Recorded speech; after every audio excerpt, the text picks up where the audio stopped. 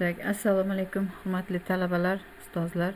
Mana bugun bizni jahon adabiyoti fanidan o'rta asrlar sharq va g'arb adabiyoti mavzusidagi video darsimizni boshlaymiz. Bizga ma'lumki, jahon adabiyoti o'zining nodir asarlari, buyuk siymolari bilan taniqli. Uning nodir namunalaridan o'zbek kitobxonlari ham bahramand bo'lishi, ana shu noyob asarlarni o'qib o'rganishi, undan zavqlanishi, estetik zavq olishi lozim. Shu maqsadda bugungi darsimizda o'rta asrlar sharq va g'arb adabiyotiga nazar tashlaymiz. Bizga ma'lumki, o'rta asrlar sharq va g'arb adabiyoti ikkinchi renessans, ya'ni uyg'onishning boshlanishi bilan belgilanadi. Bu 13, 14, 15 asrlar, 16 asrlarni o'z ichiga oladi. Sharqda bu biroz ertaroq boshlanganligi kuzatiladi. Ya'ni sharq adabiyotida yirik nodir asarlarning yaratilishi, ulardan bahra olish, ana shu asarlarni avlodlarga yetkazishda juda ko'pgina ishlar qilingan va bugungi kunda ham o'rta asrlar adabiyotini o'rganib yoshlarga o'rganishni, o'qishni tavsiya etgan bo'lardik.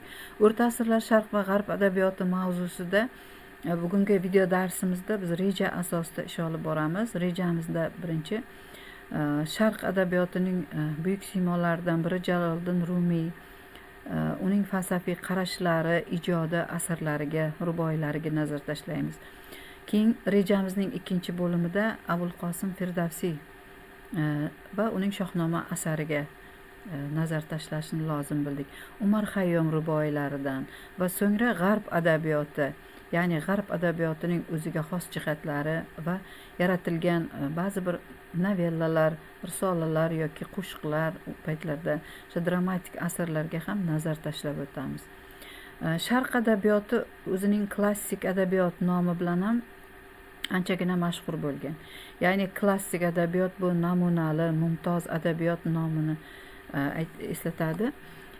Bu nodir asarlar 11-12 asrlarda, undan keyin 13 asrda ayniqsa juda ham ko'plab nodir asarlar sharq adabiyotida dunyoga kelgan. Ana shu davr adabiyotida nozik qirralaridan biriki antik davr yoki undan oldingi davr dostonchiligi, asarlari, ijodlaridan davomiy sifatida foydalanish yoki ularning uzviy davomi sifatida qarash sharq adabiyotidagi yirik asarlarning yuzaga kelishiga zamin yaratilgan.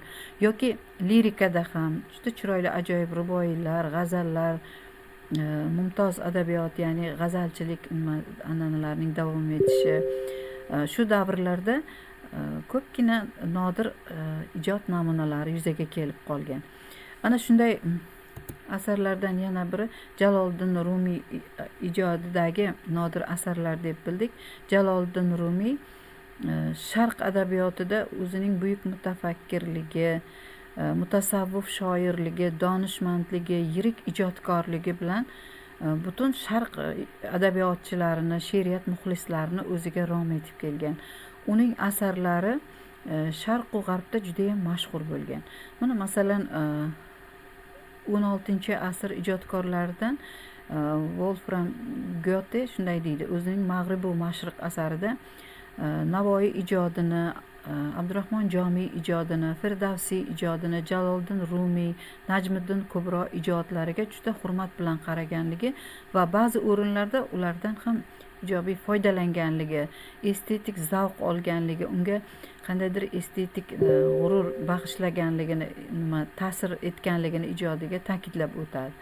Ana shunday buyuk siymollardan biri Jaloliddin Rumiy 13 asrdagi tasavvuf ilmining buyuk vakili, sufiylik ta'limotining yetuk namoyandasi, hayoti faoliyati bilan ma'naviy yuksak ustoz ko'rinishda gavdalanadi. Uning shunday buyuk shaxs sifatida kamol topishi, ya'ni yaratgan asarlarining bebaho qiymatga ega bo'lishida o'sha davr shart-sharoiti, undagi ustozlarining o'rni, atrof muhitning ta'siri ham juda katta ahamiyatga ega edi.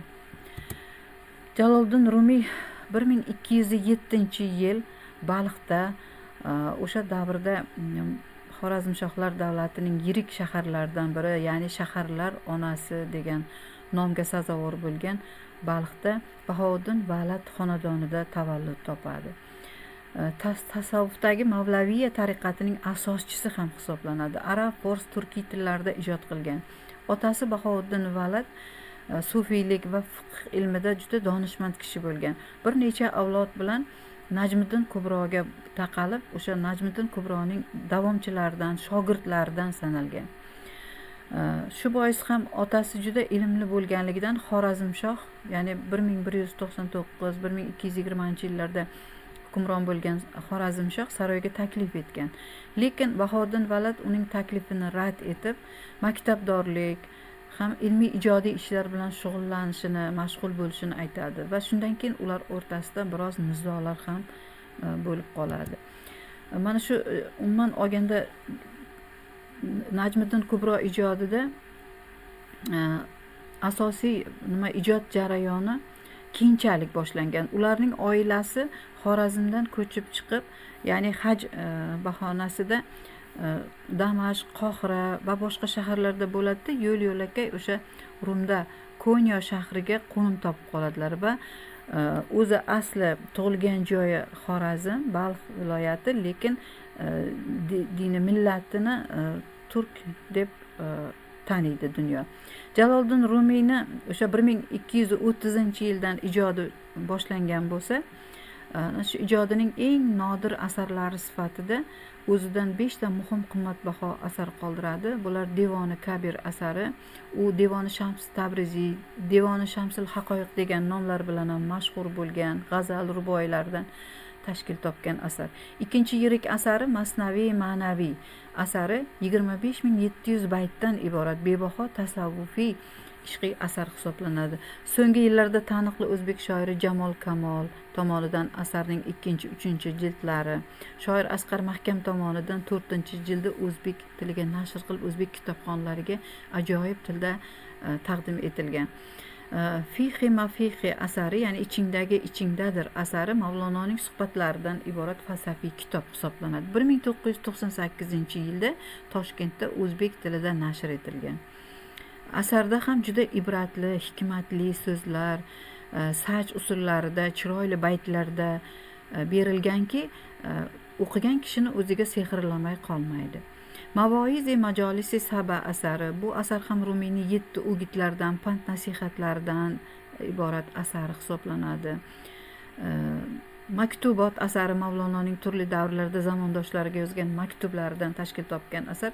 Endi aytishimiz mumkin, maktublar qay darajada ahamiyatli deb o'ylashi mumkin kitobxon, lekin bu maktublarning tili, uslubiyati, o'sha juda chiroyli, ajoyib tushunarli tilda yozilganligi va o'qimishliligi bilan hamda o'git nasihatlarga, pandlarga boyligi bilan juda ahamiyatli hisoblanadi. Ana shu maktubotlardan ham tanishishingiz mumkin ushbu asarda. Mavlono Rumiy juda chiroyli ruboiylar yozadilar. Bu asar ruboiylar shunchalik o'zbek tilida ham o'zini jozibasini yo'qotmaganki, buni qarangki, mana qil yaxshilik, yaxshilikni bilgay dunyo. Poydordir u yaxshilik tufayli tanho, mol qoldi-ku hammadan, qolar sendan ham qoldi-ku baxil, mol yaxshilik dono deydilar. Yoki ulyor havasida dil rubobdir rubob, ishq o'tida qovrilib kabobdir kabob. Dardim eshitib etsa sukut dildorim, shul jimligi menga ming javobdir, ming javob deydi Mavlono Jaloliddin Rumiy. Jaloliddin Rumiyning asli ismi, to'liq ismiga e'tibor qaratadigan bo'lsak, Muhammad ibn Muhammad bin Husayn al-Balxiy, ya'ni Balxda tug'ilganligidan dalolat beriladi, qayd etiladi. U yoru do'stlari tomonidan Mavlono sifatida e'zozlangan. O'sha paytlarda Mavlono deyilgan, turkiy tillarda Mavlaviy deb ham taxallus olganlar. Ya'ni o'z ijodiga Jaloliddin yoki Rumiy, ba'zilarda Mavlaviy kabi bir necha taxalluslarga egaligi, qo'llaganligi tarixdan ma'lum. Mavlono hijriy qamariy 604-yili Rabul Avval oyining 6-oyida, ya'ni 1207-yil 30-sentyabr kuni Ummul Bilod, ya'ni shaharlar onasi deb aytilgan dedik. Ana shu shaharda qadimiy Balxda dunyoga kelganligi ta'kidlab o'tiladi bizda. Endi otasi haqida ham aytib o'tdim, Bahovuddin Valad, ya'ni o'qimishli, juda voyiz kishi bo'lganligini. dastlab otasini o'sha atoyning aytishicha, uni dastlab otasi Xudovandigor deb chaqirgan ekanlar. Bu so'z sarvar, janob ma'nolarini anglatgan, yuksak ma'naviy, ijtimoiy mavqega, hurmatga sazovor kishilarga nisbatan ishlatilgan, o'sha hozir keyingi paytlarda hoja degan nomga ham to'g'ri kelar ekan. Rumiyga nisbat berilgan mavlaviy so'zi ham arabchada hoja, janob ma'nolarini ifodalaydi. O'zagi mavlo so'zidan, ko'pligi mavlaviydir. Bunday ko'rinib turibdiki, Rumiy shaxsi xalq ichida hurmat bilan tilga olingan. Rumiyning o'zidan keyingi avlodlarga qoldirgan 5 qimmatbaho asarlari ham Sharq va G'arbda juda mashhur bo'lgan. Hatto aytib o'tganimizdek, Gegel o'zining dialektika asarida Rumiyning ba'zi bir maslahatlaridan, o'gitlaridan foydalanganligini aytadi, yoki Johann Wolfram Goethe o'zining Mag'rib va Mashriq asarida 10 ta buyuk darg'alarimizni, Sharqning 10 ta buyuk darg'alarini tilga olgan. Ana shular ichida Jaloliddin Rumiy nomi ham bor edi. Rumiy ijodi yuksak badiiyati bilan emas, balki mantiq kuchi, falsafiy fikrlarga boyligi bilan ham katta ahamiyatga ega. Uning tabiat va jamiyat hodisalarining doimiy o'sish, o'zgarishda ekani, eskining yo'qolib yangining paydo bo'lishi, dunyoning ziddiyatlar birligidagi ziddiyatlar jangidan iboratligi to'g'risida qarashlarini nemis faylasufi Gegel e'tirof etgan, dialektik metod yaratishda undan foydalanganligini aytadi. Endi Rumiy asarlari Sharqda ham juda katta mavqega ega. Uni Forsiy Qur'on darajasida ham aytishganlar asarlarini. Shorahim Shomuhammedov, Asqar Mahkam, Jamol Kamol tomonidan tarjimalari o'zbek kitobxonlariga juda chiroyli tilda yetib kelgan. Endi yana bir ijod namunasi bilan tanishadigan bo'lsak, ikkinchi buyuk siymo, Sharqda va G'arbda mashhur bo'lgan buyuk siymolardan biri Abul Qosim Firdavsiy, jahon adabiyotining mashhur vakili, iste'dodli ijodkor.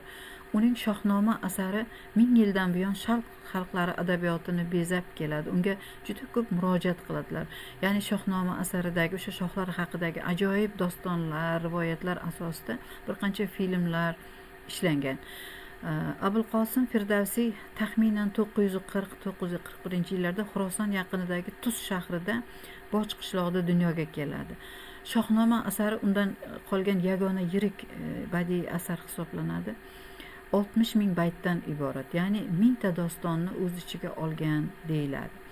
Syujet va kompozitsiya jihatdan, obraz va xarakter yaratishda, peyzaj va portret jihatdan mukammal badiiy asar bo'lib, badiiy so'z san'atining nodir namunasi hamdir.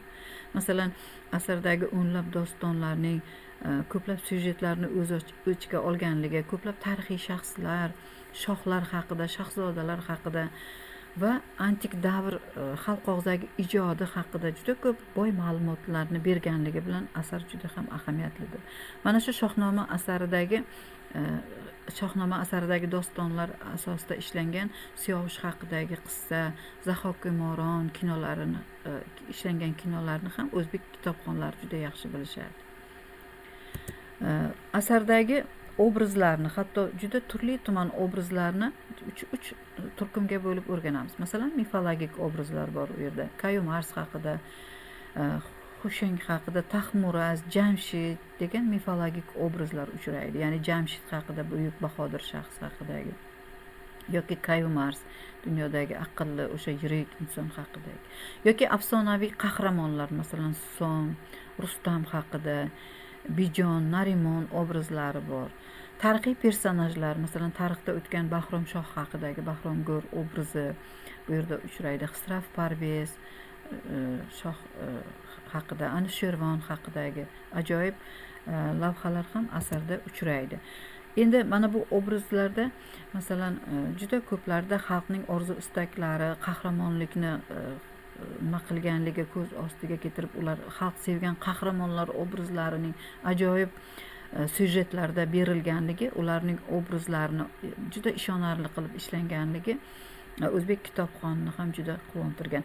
Shohnoma asarini xalq hozirgacha ham qo'ldan qo'ymay o'qiydi. Chunki Firdavsiyning o'ziga yarasha uslubi, yozish mahorati, asar yozish mahorati, so'z ifodasi, badiiy latofati bilan o'ziga xos ajralib turadi. Yana shunday buyuk siymolardan biri Umar Xayyom hisoblanadi. Umar Xayyomni biz juda yirik shoir, ham matematik, ham astronom sifatida taniymiz. Umar Xayyom deganda juda ajoyib ruboiylar ko'z oldimizga keladi. Dunyoning tilagi samari ham biz, aql ko'zin qorasi javhari ham biz, to'garak jahonni uzuk deb bilsak, shaksiz uning ko'zi gavhari ham biz, deydilar buyuk Umar Xayyom. U 1055-yilda Nishopur shahrida tavallud topgan, 1122-yilda vafot etgan. Umar Xayyom 1077-yilda Evklid kitobiga sharh yozgan va juda mashhur bo'lgan. 1079-yilda esa yangi kalendar isloh qilgan. Mazkur kalendar uzoq yillar juda mashhur bo'lgan deyshadi. Risola-i fil vujud, ya'ni borliq haqida risola asari, koinot va uning vazifalari asari va minglab ruboiylari muallifi. Umar Xayyom o'zi asosan matematika bilan juda qattiq shug'ullangan, astronomiya fanini yaxshi ko'rgan, tarixdan ma'lum. Matematika fanida, astronomiya fanlarida katta yangiliklar qilgan. Lekin bilasizmi, shunday deyshadiki, u ruboiylarni faqatgina o'zi matematika bilan shug'ullanayotganda, astronomiya bilan shug'ullanayotganda bloknoti, daftarining hoshiyasiga kichik ruboiylar yozib yurgan ekan. Lekin buni qarangki, tarixda ana shu ruboiylarini to'plab kitob qilinganda, uning ruboiylari xalqni orasiga Umar Xayyom nomini juda mashhur qilib yuboradi. Matematika sohasidagi, astronom sohasidagi ilmlaridan emas, ruboiylari bilan tarixda shoir sifatida, yirik faylasuf, donishmand shoir sifatida tilga olinar ekan. Bir g'arib ko'nglini qila olsang shod, yaxshidir yer yuzin qilgandek obod, lutfingla bir dilni qul qila olsang, afzaldir 100 dilni qilmoqdan ozod, deydilar Umar Xayyom. Bir qo'lda Qur'on, bittasida jom, ba'zida halolmiz, ba'zida harom, feruza gumbazli osmon ostida na chin musulmonmiz, na kofir tamom, deydilar Umar Xayyom. Endi g'arb adabiyoti haqida ham ozgina to'xtalsak, g'arb adabiyoti sharq adabiyotidan ko'ra keyinroq uyg'onish davri, o'sha mumtoz adabiyoti bilan yoki uyg'onish davri, renesansni biroz keyinroq boshdan o'tkazdi. O'rta asrlar qahramonlik dostonlari, syujetlari tarixiy real voqealar asosida qurilgan, o'sha paytdagi xoqonliklar yoki saroy muhitidagi hayotni aks ettirgan she'riy qissalar, dostonlar, qo'shiqlar shaklida, ayniqsa g'arbda qo'shiqlar shaklidagi asarlar juda ko'p yaratilgan. Ijod jarayonida ularni ikki bosqichga ajratish mumkin ekan. Xalq ijodi tarixiy voqelikka poetik ishlov berilgan bo'lsa, keyinchalik shoirlar tomonidan birlashtirib, sayqallashtirilgan holda yoki baxshi deymiz bizda, ularda jonglyor deyilgan ritsar va qirollarning jasoratlari, o'zaro qarshiliklar, nizolar haqidagi qo'shiqlarning muallifi va ijrosi sifatida tanilganligi yoki fransuz epik dostonlarini shartli ravishda 3 turkumga bo'lish mumkinligi ajratib ko'rsatiladi. Birinchi qirollik turkumida yaratilgan asarlar. Bu turkumdagi dostonlar markazida buyuk Karl obrazi bo'lib, u Fransiyaning ramzi sifatida tasvirlangan. Yoki Gorin de Monlanga bag'ishlangan dostonlarda ideal vassal tarannum etiladi. Yoki uchinchisi feodallar o'rtasidagi nizolarga bag'ishlangan Donje Mayans yoki feodal turkumidagi qo'shiqlar, dostonlarni aytish mumkin ekan. Ana shu paytda g'arb adabiyotida juda mashhur bo'lgan Roland haqida qo'shiq dostoniga ozgina e'tiborni qaratamiz. 11-14-asrlarda Fransiyada paydo bo'lgan ko'plab dostonlar orasida eng mashhuri sanaladi. Mualliflarning nomi saqlanib qolmagan bu dostonlarni masalan triverlar tomonidan yozib olinganligi, ularda jonglyorlar arfa yoki viola musiqasi asboblari jo'rligida ijro qilishgan ekan. Aksariyat dostonlar qirol buyuk Karl va uning safdoshlari amalga oshirgan ishlar haqida. Roland haqidagi qo'shiqda ham Karl va uning sodiq ritsari Roland haqida madh qilinadi. Doston 1100-yillarda yaratilgan. Unda Karlning Ispaniyaga qilgan yurishi haqida hikoya qilinadi. Bu voqealar aks ettirilgan 18-asr solnomasi matnida qirol Karl armiyasining Ag'yergardi, ya'ni Pireneys tog'larida tormor qilinganligi, halok bo'lganlar orasida Britan chegara qo'shinlarining boshlig'i Hroland, ya'ni Roland bo'lganligi haqida xabar beriladi. Bu tarixiy voqea dostonning markaziy mavzusida bo'lib o'tgan voqealarni, ya'ni 7 yillik urush va uni o'sha yerda Karlning tormor qilingan qo'shinlari haqida yoki dostonda franklarning Ispaniyaga yurishi bilan bog'liq bo'lgan voqealar aks ettirilgan, Saracinlar bilan olib borilgan muzokaralar, Ganelonning xiyonati, Rolandning kamsonli qo'shin bilan Saracinlarga son jihatdan 20 barobar ko'p qo'shinga qarshi kurashganligi, olib borgan mardlik, jasorat ko'rsatganligi, o'sha Ranseval darajasidagi jang asarlarining kulminatsiyasi Roland haqida qo'shiqda ifoda etiladi.